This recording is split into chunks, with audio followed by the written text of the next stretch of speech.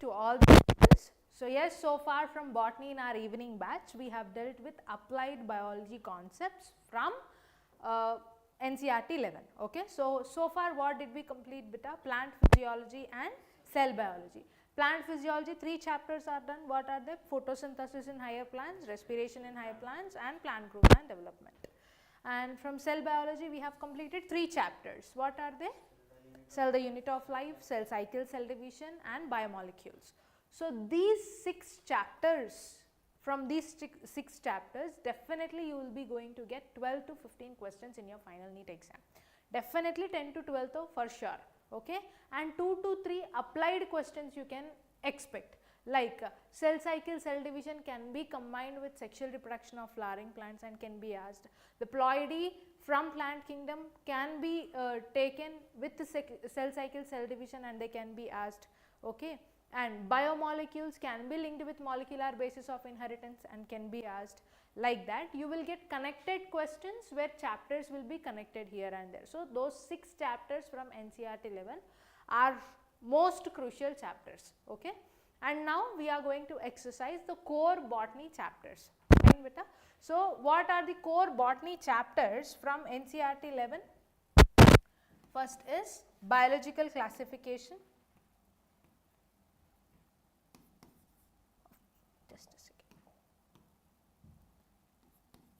Biological classification, then is plant kingdom, and then morphology of flowering plants, and then is anatomy of flowering plants. Okay, so these are the chapters, core botany chapters that have to be dealt. All these 4 chapters put together, again you can expect 10 to 12 questions. Okay. So before going to the core botany chapters, we have to learn living world. From living world, hardly you can expect 1 question. Hardly you can expect 1 question from living world. But then it will be easy, fine. But what are the concepts that you have to cover from diversity of living world or living world chapter? The contents you have to know is, initially from this chapter you should be aware of what are the characteristic features and what are the defining features of living. Okay, and then about classification of living organisms. After that, nomenclature and taxonomy. When you are going through taxonomy, you will be exercising all the 7 obligate categories that are given. Okay, the 7 obligate categories from species to kingdom. Fine, beta. And binomial nomenclature, which is given by Carolus Linnaeus. All the 7 obligate categories with the examples of both plant kingdom and animal kingdom should be dealt clearly. Okay, so these are the insights where you have to focus now. What are the beginning? From this living world, you have to cover up the characteristic features and defining features of living. Yeah, and the second is classification of living organisms, then binomial nomenclature, and then taxonomy, 7 obligate taxonomic characters. Anyhow, we know taxonomic aids are deleted from our NEET UG syllabus. Fine, right? Now, so here you see what are the characteristic features of living. First you have to know the clear differentiation between the characteristic features and defining features of living. What is meant by characteristic features of living? What does this word mean? Characteristic features of living means what? Means those features might not be present in all the living organisms, or you can see those features in non-living things as well. For example, you take growth. Growth is one feature of living. We have to decide whether it is characteristic or defining. Yes or no, beta? So growth you can see. How can you define growth? As either through increase in cell number or through increase in cell mass. Fine. If you have to look into the non-living things, piling up the things will increase the mass. That is a growth. So you can see that in non-living things, and you can see increase in mass in the living organisms as well. So when you can see both in the non-living and living things, then that feature is said to be characteristic feature. Fine. Second, if you consider reproduction, you can see many living organisms which are sterile, like mule, like working honeybees, or sterile human couple. They are living, but then the reproduction, which is the feature, is not present in all the living organisms, then you can also consider reproduction as what? Characteristic feature. Whereas the other few features like metabolism, cellular organization and consciousness, these are present in each and every living organism, okay, and they are not existing in non-living things. Fine. In that case, this will be what? Beta? Defining features. I hope you got the clear differentiation between characteristic features and defining features, right? So, these are amongst these 5, what are the characteristic features of living? Growth and reproduction are characteristic features of living.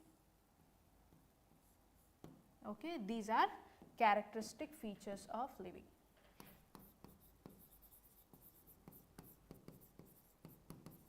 Characteristic features of living, growth and reproduction, fine.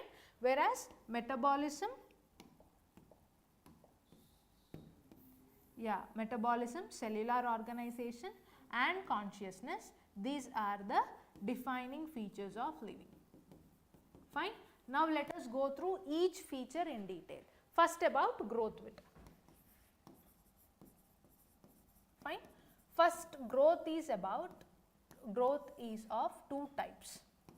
First is extrinsic growth and second type of growth is intrinsic growth, fine. Extrinsic growth and intrinsic growth. Extrinsic growth you will see in non-living things. Extrinsic growth is observed in non-living things, okay, which only shows the increase in mass. This only shows what? Increase in mass, fine. Whereas intrinsic growth occurs both in unicellular organisms and multicellular organisms. Intrinsic growth occurs both in unicellular, multicellular organisms.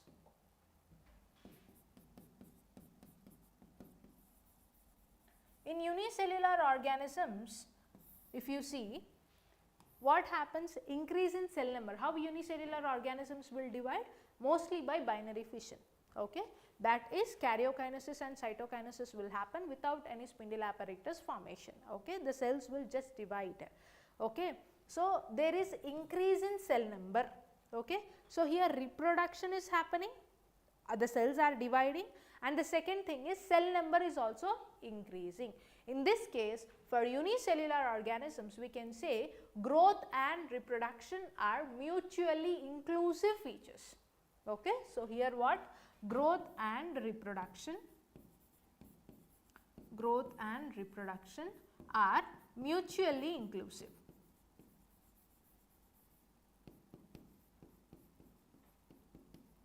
Okay. Whereas, if you take for multicellular organisms, let us take the advanced organisms like plants and animals. First, they have to attain their juvenile stage, then they will enter into the reproductive phase, yes or no? First juvenile phase have to be completed, then they will enter into the reproductive phase. So, here growth and reproduction are mutually exclusive.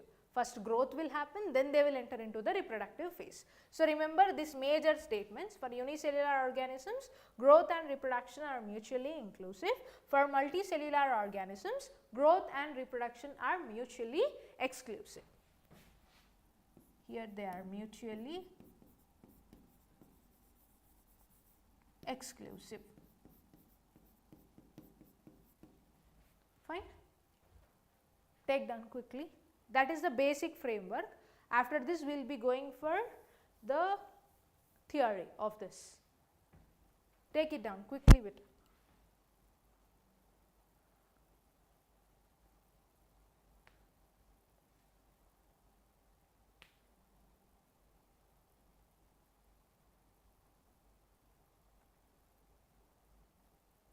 Done, Abdul? Yeah. So, here you see growth is increase in size, mass or height of an organism. This occurs by cell division. Okay. If you consider animals, animals grow only up to certain age. Okay. In the later years, there is only replacement or repair of the worn tissues. So hence in animals the growth is said to be definite or determinate growth. Definite or determinate growth. Whereas in plants, if you see, they grow older throughout their lifetime, that is called as indefinite growth or indeterminate growth. Okay. So this is indefinite or indeterminate growth. Indefinite or indeterminate growth in plants is because of what meristematic tissues? Is because of what meristems? We have learnt in anatomy. It is because of secondary meristems. Secondary meristems.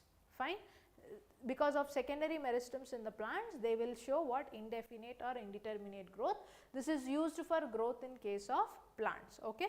For example, the great banyan tree which is in J.C. Bose Indian Botanical Garden in West Bengal is of how many? 250 years old, that is spread across 14,500 meter squares. Okay. So from this what you have to remember, see here what all we have learnt. In unicellular organisms, growth and reproduction are synonymous. Synonymous or mutually inclusive is one and the same. Next is in plants and animals, growth and reproduction are two separate phenomena wherein living organisms grow due to addition of the intrinsic growth. Growth can be extrinsic too, as seen in the non-living matter, that is by accumulation of material on the surface. Fine. For example, you see sand dunes and glaciers are good examples of extrinsic growth. Okay. Growth is a property of living beings but cannot be considered as defining characteristic of living beings because it is found in non-living things also.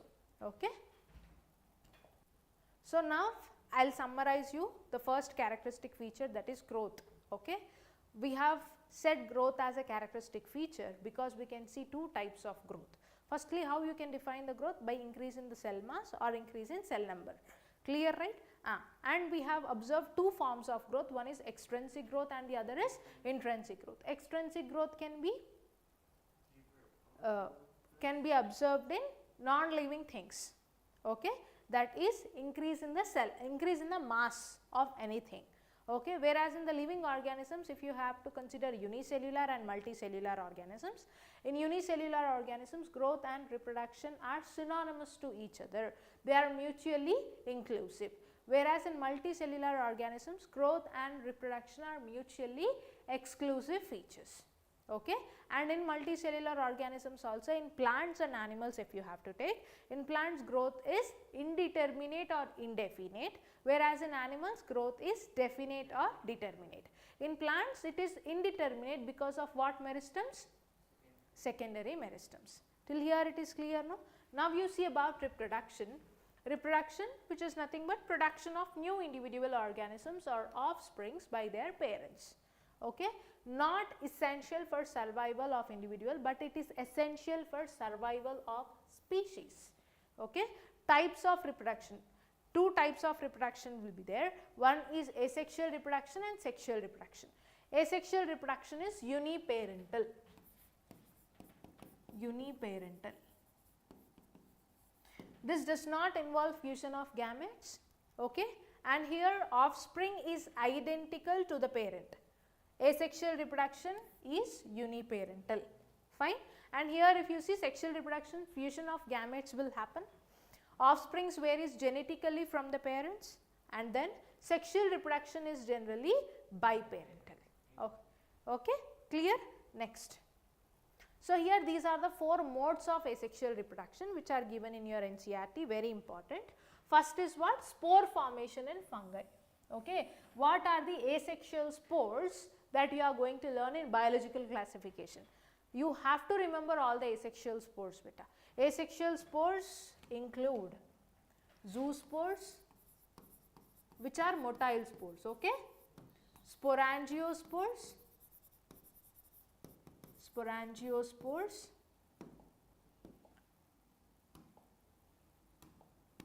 sporangiospores, chlamydiospores, fine, zoospores, sporangiospores, chlamydiospores. These are different types of spores which we see, asexual spores, okay. And then conidia, fine. These are few asexual spores. So here fungi multiply and spread easily due to millions of asexual spores they produce, okay. These are quite resistant structures and they do not damage easily, fine. So of these different types of asexual spores, which is motile beta? Zoospores are motile, okay. Conidia are exogenously released, exogenously produced asexual spores in fungi, okay. Exogenously produced asexual spores in fungi, fine. Whereas sporangiospores, these are endogenously produced, endogenously produced asexual spores, fine. You have taken all these now. Next, so all these asexual spores are important beta.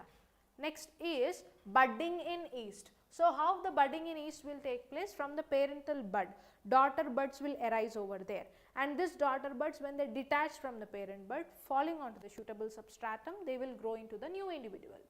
So here if you see budding in the yeast, new individuals form from the outgrowths or buds on the bodies of mature organisms.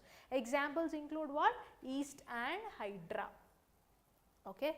Next is regeneration in flatworms, okay.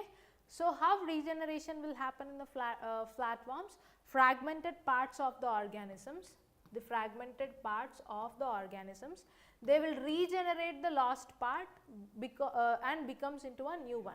So here I would like to highlight the differentiation between fragmentation and regeneration beta, okay. The differentiation between fragmentation and regeneration.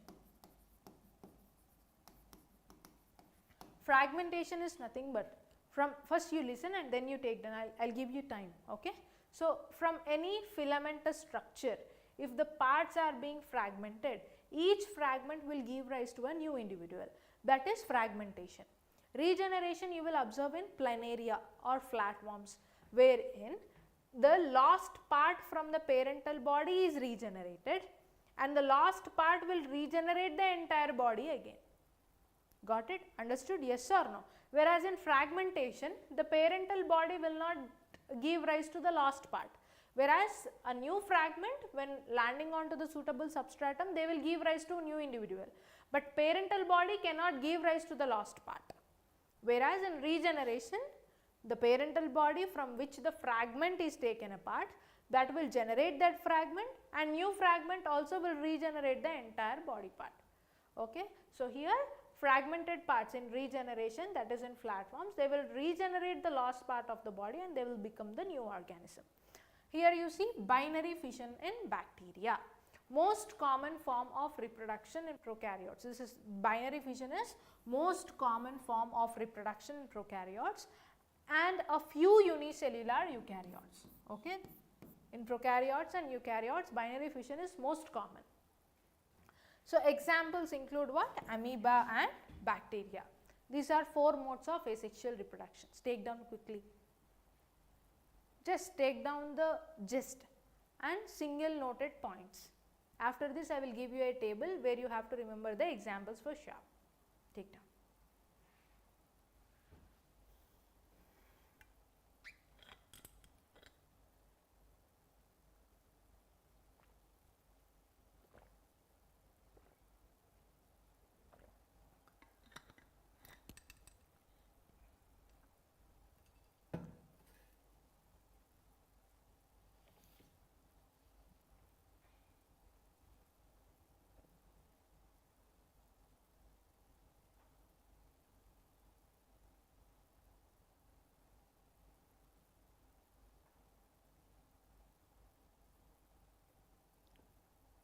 Done? Yeah. See here, asexual spores, best example is what ma? Fungi. Budding, yeast and hydra. Regeneration, planaria, that is flat forms. Fragmentation is observed in fungi, filamentous algae, protonema of mosses. What is protonema? Primary gametophytic structure of bryophytes. Prothallus will be the primary gametophytic structure of pteridophytes. Remember that. Protonema is primary gametophytic structure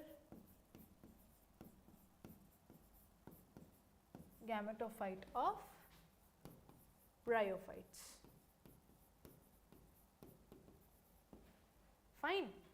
So, this image can represent the asexual spores that are released from the mycelium of fungi. Okay. And here you can see budding in hydra, and this you can see the regeneration of flatworms. Fine. Next, metabolism. Now, we have finished off two characteristic features, one is reproduction and the other is growth. Okay.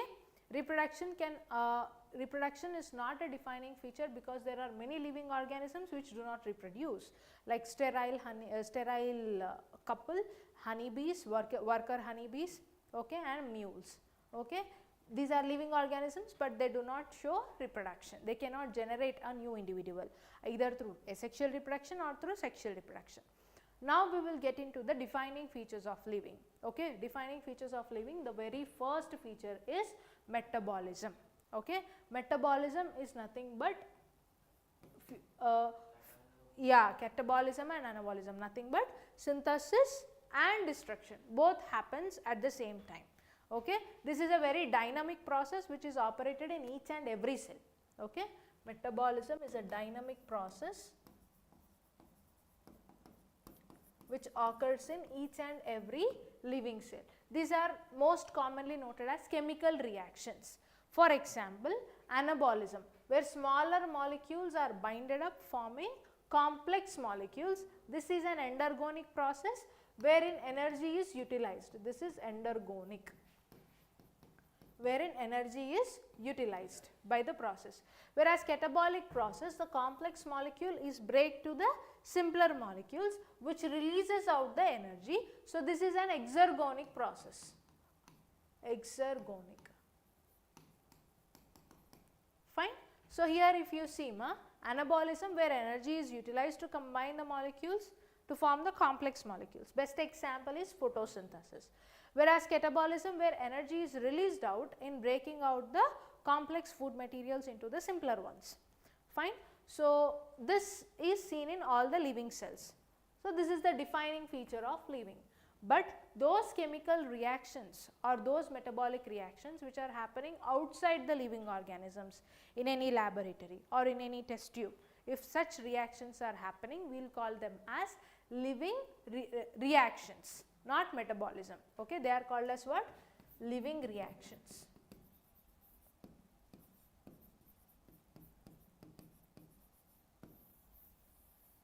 Clear, right? Any doubt anywhere? Note it down quickly. First defining feature.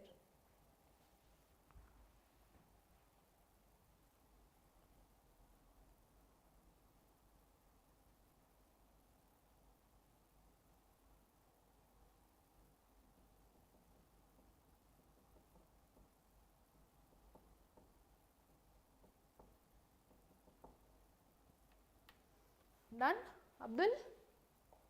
Next. So, what is it? Sum total of all chemical reactions occurring in a coordinated manner to support the life is called as what? Metabolism. This occurs both in unicellular and multicellular organisms. Non-living objects do not perform any metabolic reactions. Okay. So, here is the differentiation between reproduction and metabolism.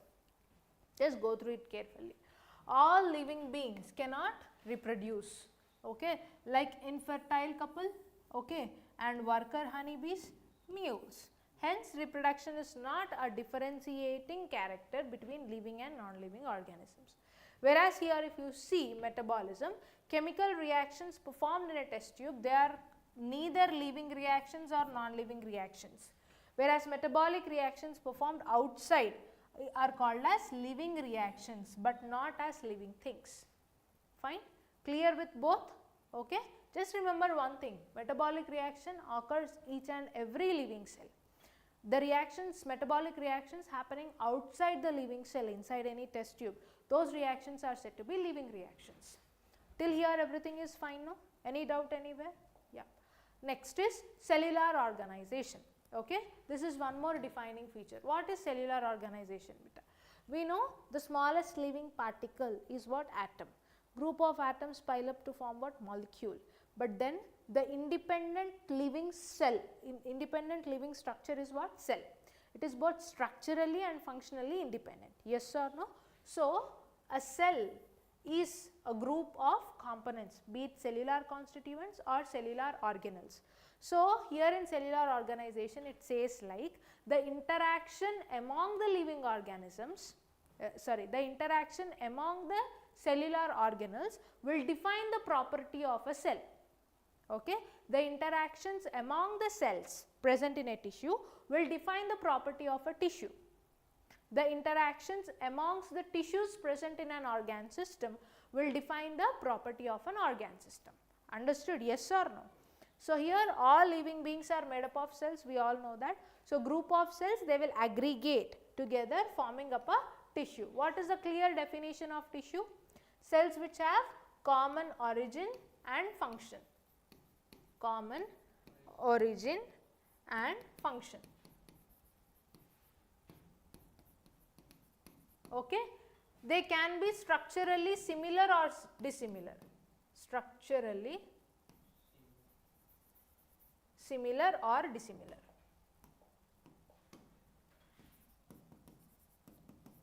Similar or dissimilar. Fine. So, all living beings are made up of cells. Cells will aggregate into tissues. The proper definition of tissues should be noted, because it can easily be asked from anatomy also. Okay, wherein what how you can define a tissue as group of cells which have common origin, common function. They can be structurally similar or dissimilar, will form up a tissue. Okay, and they will aggregate into organs. Each cell will further consist of several organelles. Fine.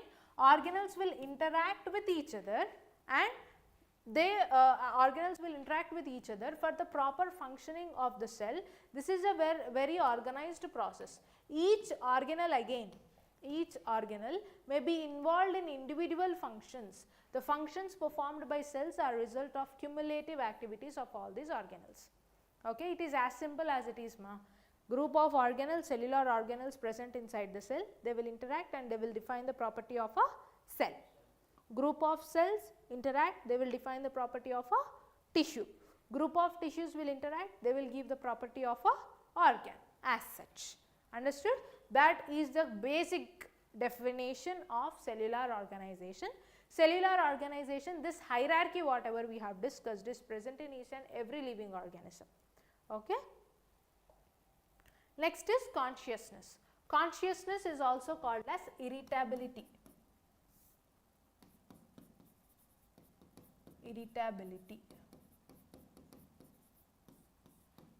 Consciousness is also called as irritability. Consciousness is nothing but responding to the external stimuli. Any living organism, be it prokaryotic or eukaryotic, will respond to the external stimuli. Okay. If you take bacteria, bacteria will show chemotactic movement, okay, be it in approaching any food material or moving away from any danger. Okay. So, unicellular, be it prokaryotic, eukaryotic, and multicellular organisms will respond to the external stimuli. If you consider the plants, photoperiodism is the best example for responding to the seasons. Okay. And in animals you can see hibernation, estivation process, and few animals will show seasonal breeding. Okay. Seasonal breeders will be there. As such, responding to the external stimuli is there, that is consciousness, which is present in each and every living cell, okay, living organisms. It is a state of awareness of the surroundings and response to the external stimuli. Examples include sense organs and photoperiod. All the cells, both prokaryotic to eukaryotic, from prokaryotic to eukaryotic, respond to the external factors. Examples include folding of leaves in Mimosa pudica, touch me not plant. Have you ever observed? Yeah, touch me not plant, when you touch it, it will close inwards. This occurs due to what? External stimulus of touch. And then consciousness is defining property of living organisms. Fine, right? Because that is present in all the living organisms, whereas self-consciousness is observed only in human beings. That is being self-aware. I don't know how many of you are. Self-consciousness.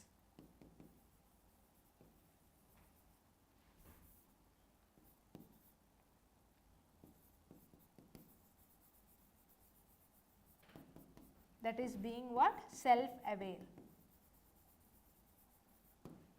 Is only for human beings.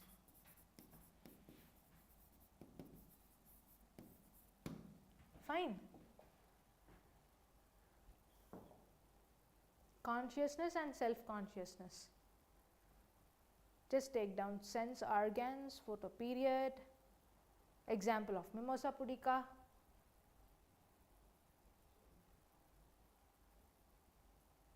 So, if we have to discuss at the output, what are the characteristic features that we have learnt, ma? Characteristic features we have learnt? Growth and reproduction. What are the defining features of living we have learnt? Metabolism, cellular organization, consciousness. Take down. Once this is done, we will go to diversity and then binomial nomenclature.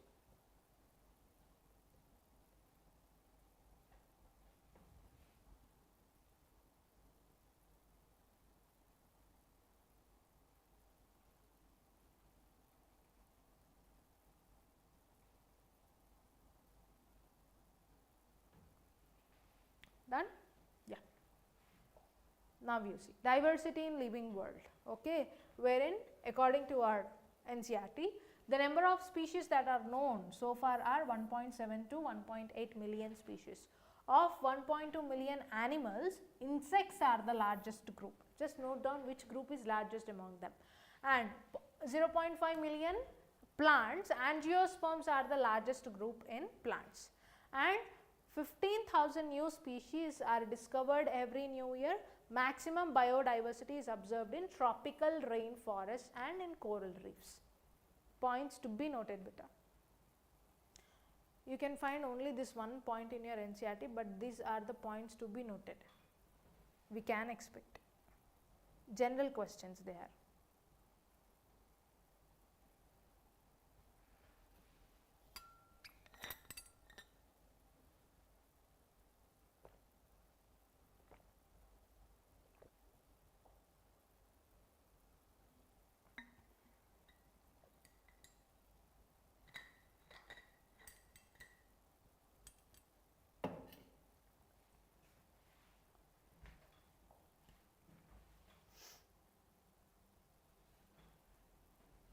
Done? Next is nomenclature. So, about 1.7 to 1.8 million species are there. Biodiversity is nothing but this is the term used to describe the variety of life which is existing on earth. Okay, what is diversity? Variety of species that are present in an area is called as diversity. They are diversified species. As such, biodiversity is nothing but what? It is the term used to describe the enormous variety of life or enormous variety of living species on the earth. And then identification. Identification is a process by which the features or characteristics of the organisms are known. And then comes the concept of nomenclature, that is naming. Fine. So, here if you see binomial nomenclature, how do we name the organisms? Okay, there are many biological names, but then the scientific name is provided. First it is proposed by Carolus Linnaeus. Okay, who introduced binomial nomenclature? If that is the question, though, you have to say Gaspard Bovin. Gaspard Bovin. He introduced the binomial nomenclature, but it is developed by, okay, most accepted system. Binomial nomenclature is most accepted system which is proposed by Gaspard Bovin, but it is developed by Carolus Linnaeus. Fine. Where he has proposed, Carolus Linnaeus has proposed the binomial nomenclature work in two books. One is in Species Plantarum in the year 1753 and the other in Systema Naturae in the year 1758. Okay. So this and all are not required again. So what are the major properties include? Binomial nomenclature, two names will be given. One is, first name is generic name and second name is said to be specific epithet. Okay, generic name, for example, for mango, Mangifera indica, where it starts with capital letter, this starts with small letter. It is printed though, it should be in italics like this. If it is written, then it should be underlined separately. Okay, these are the basic rules of binomial nomenclature. Okay, what are the uses of binomial nomenclature? Okay, single scientific name can replace multiple vernacular names. Those are common names. Single scientific name can replace multiple vernacular names, and description of any organism will enable people to arrive at the same name, and this ensures that a name has not been used more than one time. Now we will once finalize the rules of binomial nomenclature. Here you see biological names are generally in Latin. They are Latinized or derived from Latin. First word is called as what? Generic name. Second word will be specific epithet.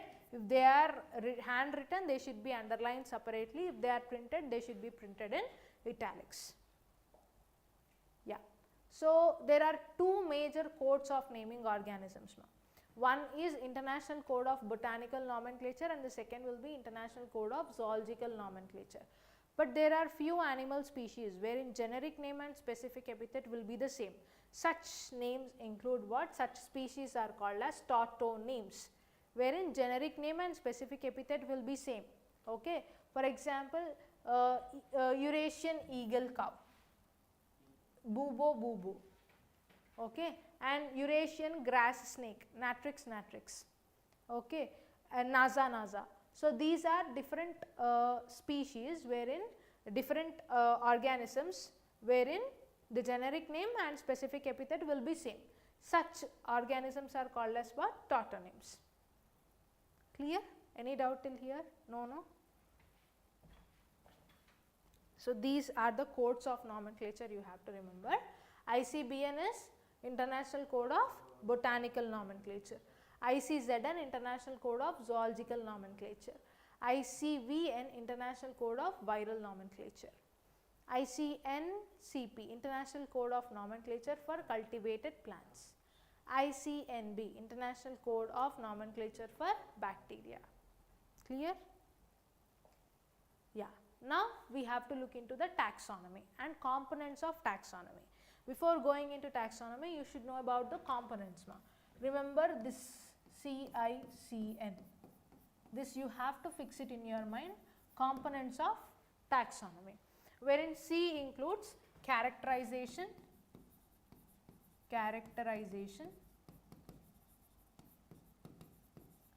I includes identification, then comes classification, yeah, lastly it is nomenclature.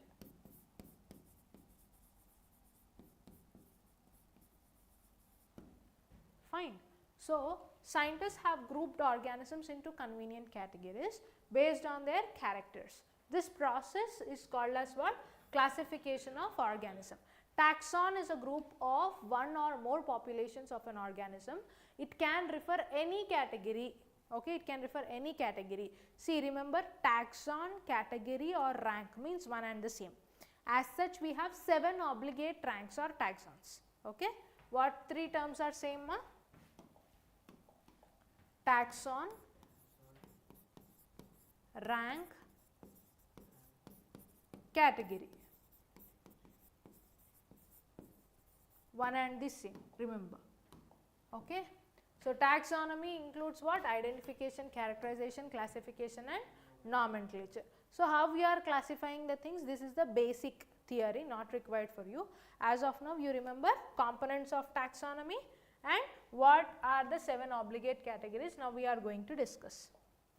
Okay, so this is the rule: characterization, identification, classification and nomenclature.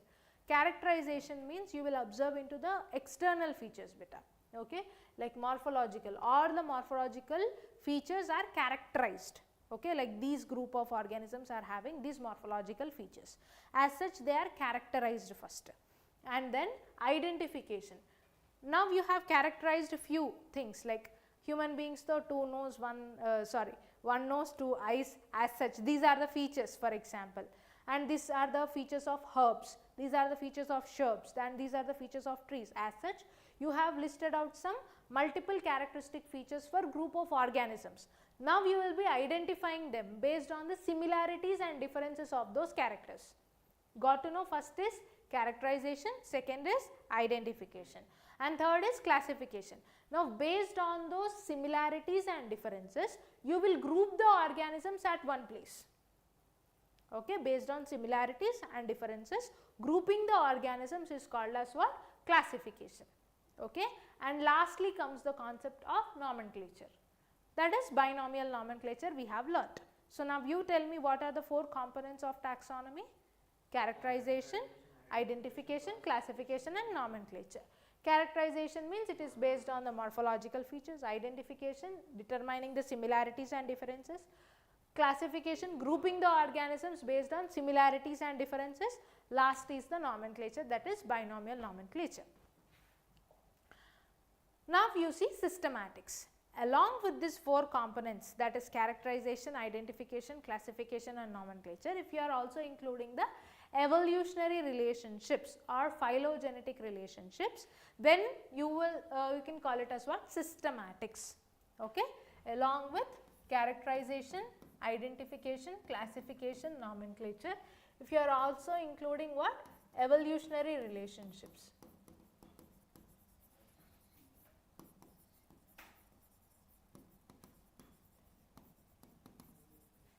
Called as what, Nana? Systematics. Okay, is the study of evolutionary relationships of the organism.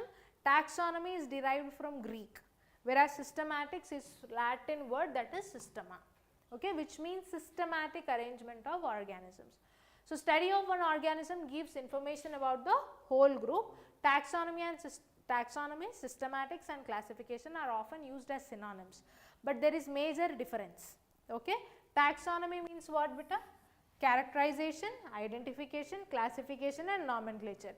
If you are arranging them including the evolutionary relationships, then it is systematics. What is classification? Grouping of organisms based on similarities and dissimilarities. Got the clear minute differences, but then in broad sense they can be used as synonyms. Okay, these are the differences between taxonomy and systematics. Look into it keenly. Definition. First is what? Definition of taxonomy and systematics. Taxonomy, which is the process of classification. Systematics, which includes taxonomy and nomenclature. Importance, this identification, name and describing the organisms, but here evolutionary relationships are also considered. Okay, and then they are indirectly related, whereas these are directly related. Abiotic components are directly related. Okay, and this does not change with time, systematics, because evolutionary relationships are also considered, whereas this is a subject to change with time. Okay, and taxonomy is derived from Greek, systematics from Latin. Clear? Any doubt anywhere? No, right, ma? Next. So now here is the concept about taxonomic categories. Okay, we will finish off the living world today. Focus additional 15 minutes. Okay, this chapter will be done. Focus. So taxonomic categories, it is also called as Linnaean hierarchy, Linnaean hierarchy or taxonomic hierarchy. It starts from species to kingdom. Okay, so a taxon is nothing but any taxon. There are 7 taxons here, 7 ranks or 7 categories. Each taxon or each rank includes what? Group of organisms, and a category will represent a rank of taxon. Okay. First is kingdom. Fine. This kingdom is what? Highest taxonomic category. Highest taxonomic category in the classification, in which certain common fundamental characters are used. For example, kingdom Animalia will comprise of organisms that are multicellular, heterotrophic and eukaryotic.